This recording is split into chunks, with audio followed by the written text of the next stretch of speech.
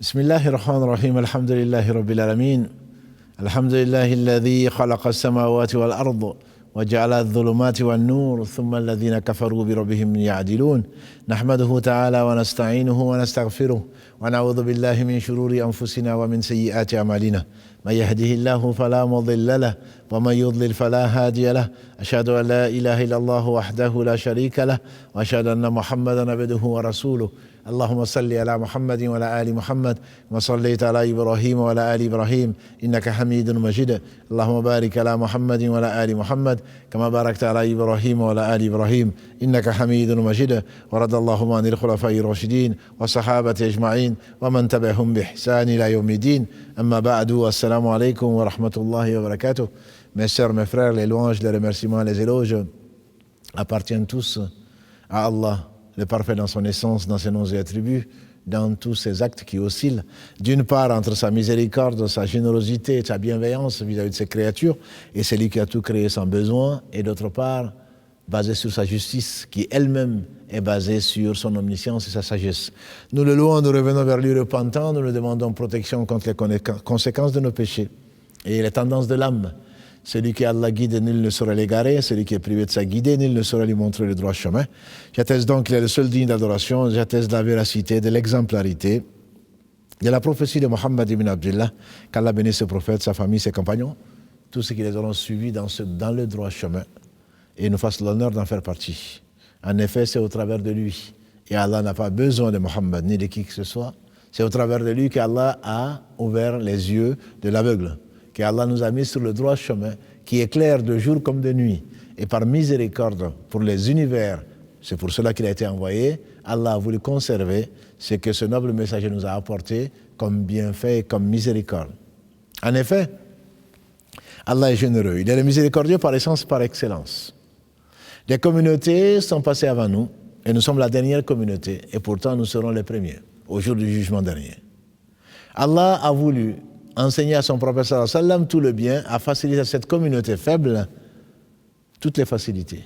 En effet, celui qui, comme l'a dit Ibn Abbas, radiyallahu ta'ala anhuma, celui qui décide de faire une bonne action et qu'il a fait grâce à Allah, il est récompensé de 7 à 700 fois.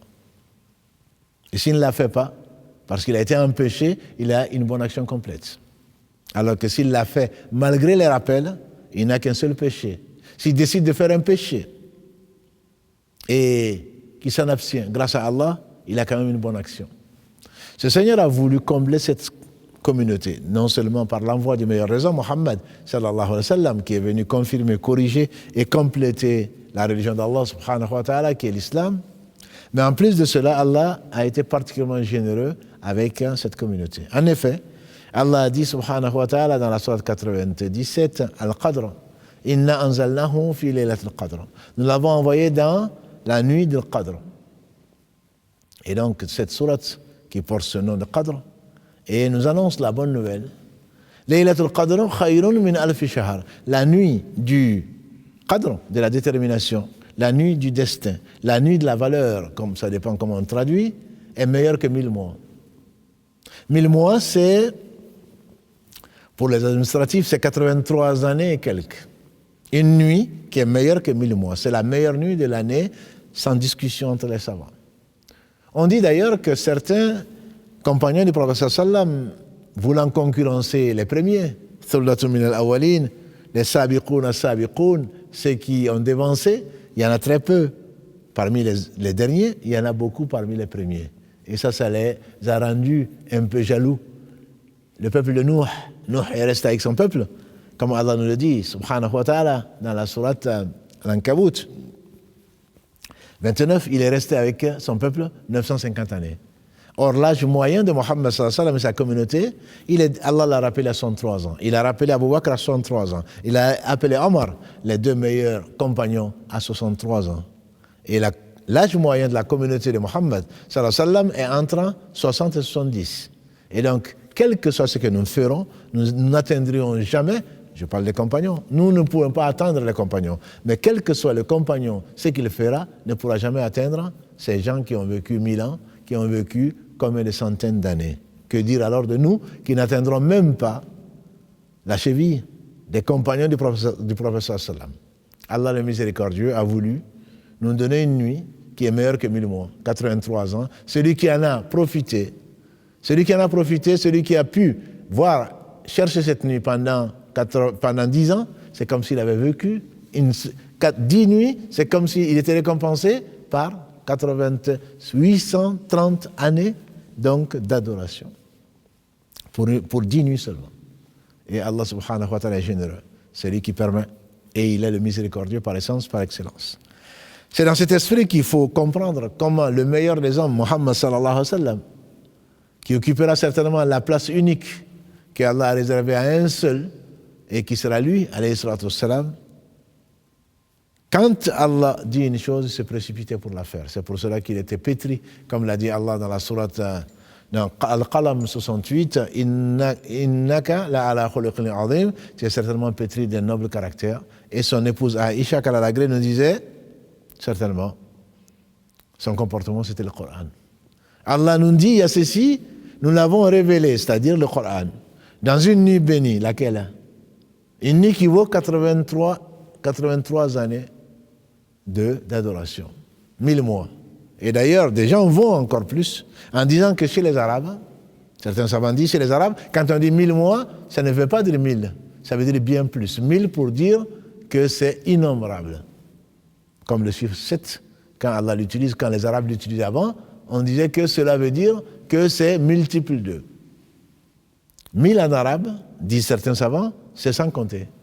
Même si on s'arrêtait à 1000 au chiffre exact, 83 années. Le prophète sallam ayant appris ça, a décidé, a encouragé de veiller ces nuits-là pour retrouver ce que Allah subhanahu wa ta'ala a aimé, c'est-à-dire son adoration, et pourtant, bon gré malgré tout lui est soumis. Bon gré malgré tout lui est soumis, bon gré malgré tout chante sa louange, et sa louange à lui-même. La louange de Allah qui se fait lui-même est bien meilleure que toutes les louanges. C'est pour cela que nous disons souvent wa bihamdihi, par sa propre louange. Subhanallahi, on glorifie Allah, wa bihamdihi, par sa louange. Et donc, ce Seigneur subhanahu wa ta'ala a inspiré Muhammad sallallahu alayhi wa sallam. Abu Hurayra Kalalagré, il disait, le prophète sallallahu alayhi wa sallam incitait les gens à veiller sans pour autant les réunir. Et le prophète sallallahu alayhi wa sallam faisait des efforts particuliers en la recherche de cette nuit bénie. Le prophète sallallahu alayhi wa sallam a dit, celui, entre autres hadiths, celui qui veille la nuit de l'Qadr avec foi et espoir de la récompense, tous ses péchés antérieurs seront pardonnés. Je ne parle pas de la récompense des 83 années, mais tous ses péchés antérieurs lui seront pardonnés. Comme il a dit, de Ramadan à Ramadan, de la prière à la prière, de la Umrah à la Umrah, tous les péchés antérieurs sont pardonnés à condition d'éviter les péchés majeurs. Donc certains pensent qu'après Ramadan, ils sont sortis, tous les péchés sont pardonnés. Le prophète a dit vrai. Mais Allah subhanahu wa ta'ala, comme on l'a vu dans la sourate 4, verset 31, il a dit, celui qui va s'éloigner, ceux qui vont s'éloigner donc des péchés majeurs.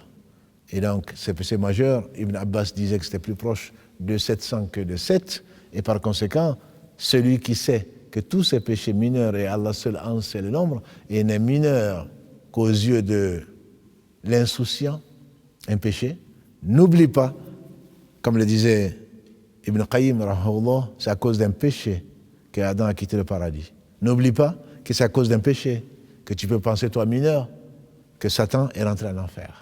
N'oublie pas que Qarun a été avalé par la terre à cause d'un péché qui est l'orgueil. Et donc Allah subhanahu wa ta'ala nous fasse voir les péchés aussi gros qu'une montagne, comme le dirait l'autre, ne voit pas la petitesse du péché, mais voit plutôt la grandeur de celui à qui tu as désobéi, qu'Allah nous incite à son adoration et nous fasse multiplier ces adorations et qu'il les accepte.